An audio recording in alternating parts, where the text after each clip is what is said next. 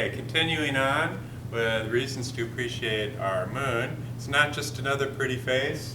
This moon has got some real important influences that it's been able to exert on the Earth. So not only does it prevent these kinds of massive climate catastrophes, but also the moon is responsible for slowing the Earth's rotation rate.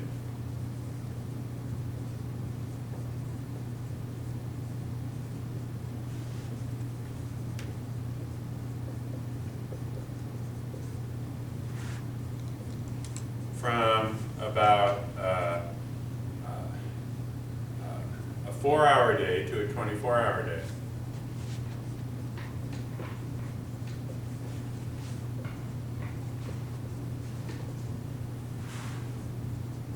And this is by what we'll see later is called tidal friction.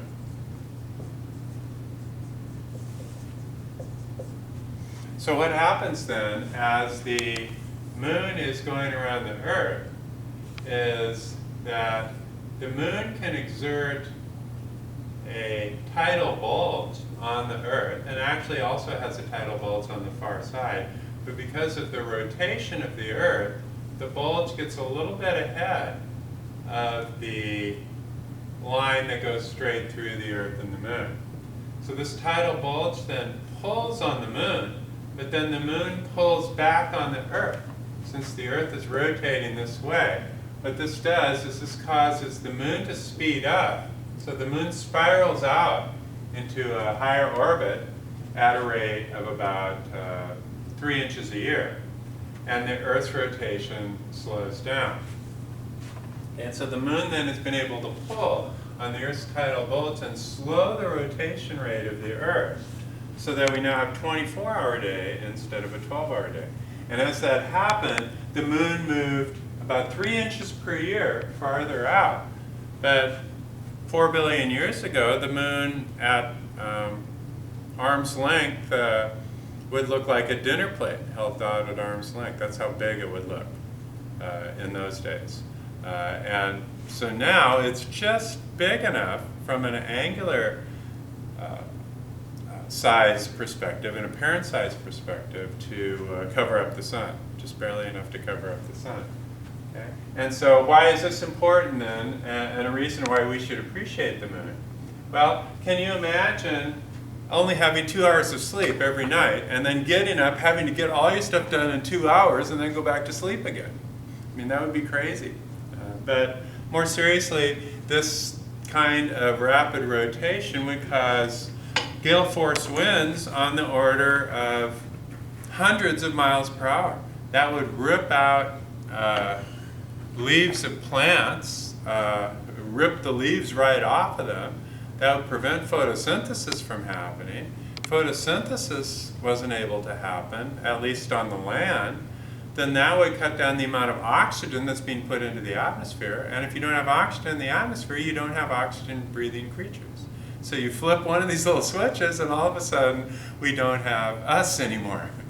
And so this is another reason then for us to appreciate the moon, is it was able to slow the Earth's rotation rate, and by so doing, reduce the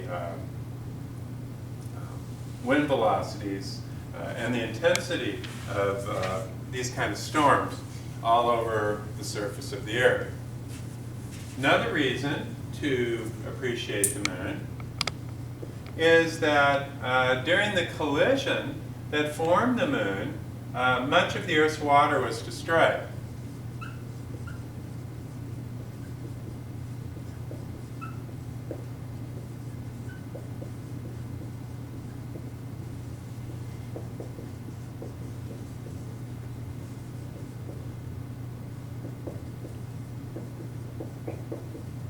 And we already said that the Earth needs water for life, and so why is this something that we should be thankful for?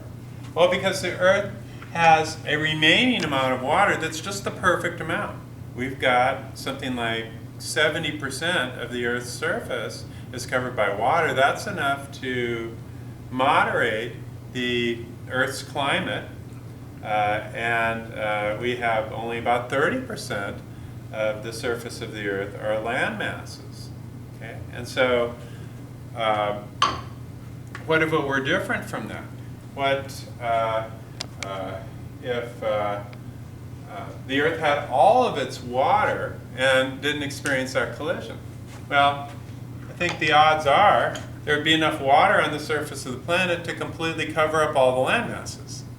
Okay? And so if that's the case, then you might have an octopus squid lecturing to you right now, and you'd be little fishies that would be watching, but I doubt if even the computer would work, and so distance ed would be out the window. And more seriously, I don't think any kind of electrical device would work well underwater, but maybe I'm just closed-minded about that. Maybe you could get something to work, but underwater civilizations, despite the fact that I've watched Aquaman a couple of times now, I just don't believe it. Okay? And so this means that the Earth is not a water world.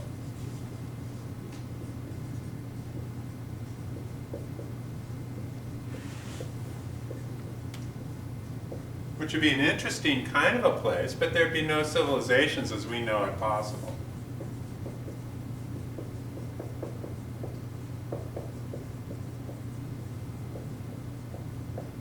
Now, if you've got a great imagination, maybe you can figure out a way to create an underwater civilization, but I think it would create severe problems. One of the things that allowed us to get as far as we did was the ability to control fire.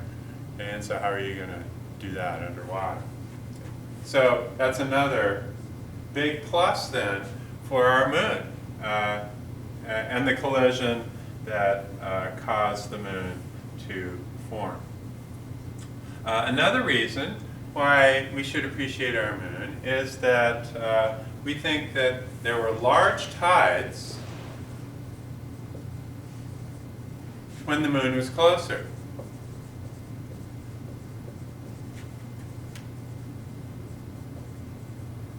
So this created big intertidal zones.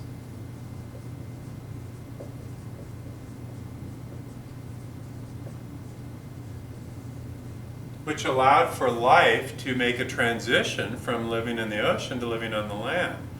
Plants, it's believed, went first, and so you get microbial mats, things that could form with a little bit of water splashing on them in the intertidal zone, but they can make that slow transition to being plant-like creatures on the land.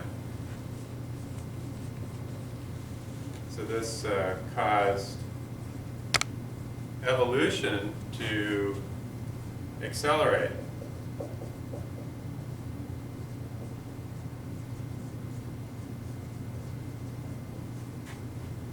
From ocean to land creatures.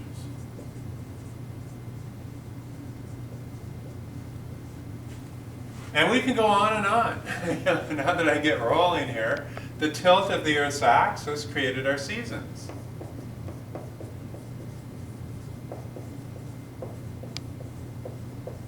Why is that good for life? Well, it's good because you have a wider variety of different niches for life.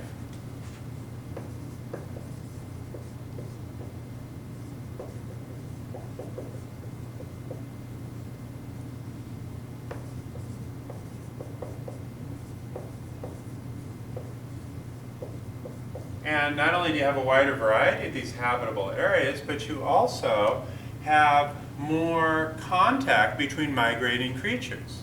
And this kind of contact can create competition and can accelerate evolution.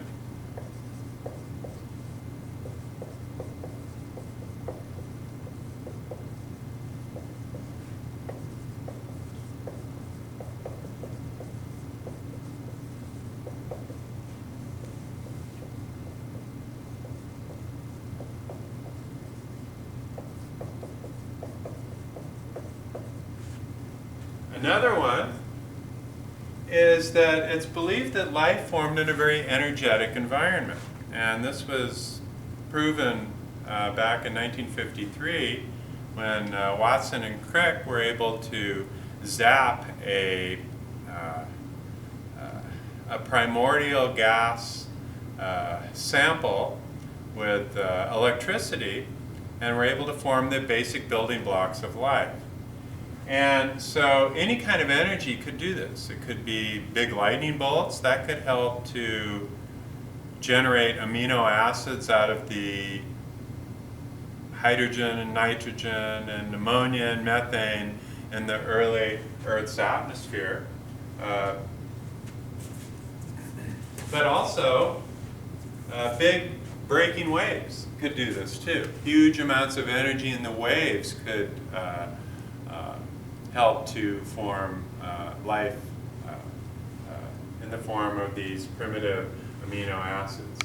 And in the early days, it's thought that every wave was a tsunami, 1,000-foot high breaker. Surfers in those days would all be killed.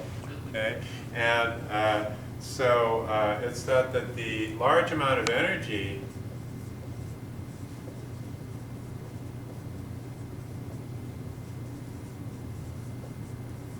from the tides could help to create life-giving molecules.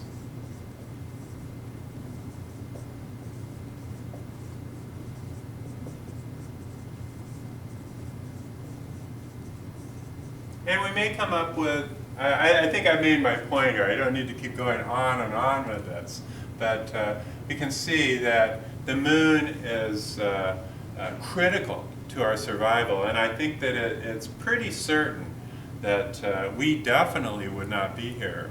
Possibly single-celled life that doesn't need the kind of controlled conditions that the Earth has might have been able to survive, but not the kinds of advanced creatures that we see on the surface of the Earth today.